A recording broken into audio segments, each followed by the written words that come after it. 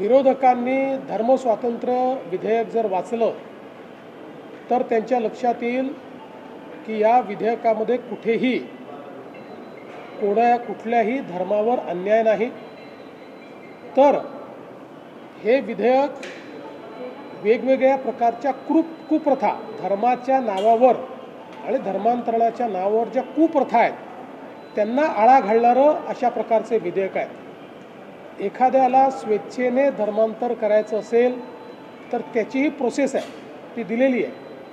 पण जर कोणी आमिष दाखवून किंवा धाकधपटशा दाखवून किंवा चुकीच्या पद्धतीनं जर त्या ठिकाणी अशा कोणाचं धर्मांतरण करणार असेल तर असं करण्याला कायदेशीर शिक्षा काय आहे हा विषय आहे। अनेक केसेस आपल्या अशा लक्षात आलेल्या आहेत की मुलींना फूस लावून पळवून न्यायचं, लग्न करायचं, नंतर सोडून द्यायचं।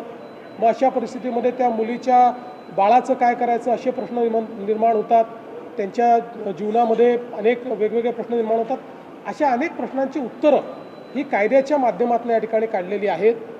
विरोधक हे केवळ मतांच्या लांगुल चालनाकरता त्याचा विरोध करतायत, पण मी गॅरंटीने सांगतो की त्यांनी जर हे विधेयक पूर्ण वाचलं तर कधीच त्याला विरोध करणार नाही। आणि महाराष्ट्र हे पहिलं राज्य नाही आहे, आपल्या आधी 10-12 राज्यांनी आणि त्यातली काही राज्य अशी आहेत, तमिळनाडूसारखं राज्य की जिथे कधीही भाजपचं राज्य नव्हतं, अशा अनेक राज्यांनी हे विधेयक यापूर्वीही केलेलं आहे। त्यामुळे मला असं वाटतं याच्यावरचं राजकारण हे योग्य नाही।